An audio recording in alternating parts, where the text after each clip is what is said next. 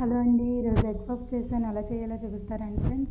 కోసం బౌల్ తీసుకొని 2 కప్పులు మైదా, కొంచెం సాల్ట్ వేసుకొని చపాతీ పిండిలా కలుపుకోవాలండి.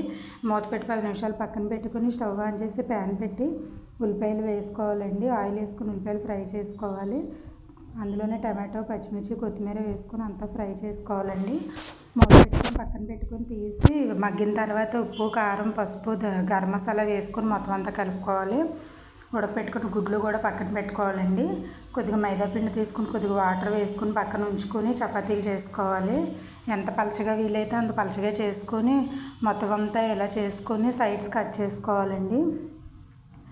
చూడండి, ఇందులో ముందుగా చేసుకున్న ఫ్రైని పెట్టుకోవాలి. ఎగ్ కూడా వేసి మొత్తం ఇదంతా ఇలాగే పెట్టాలండి. స్టవ్ ఆన్ చేసి ప్యాన్ పెట్టి ఆయిల్ వేసుకొని ముందుగా చేసుకున్న పఫ్స్ వేసుకోవాలి.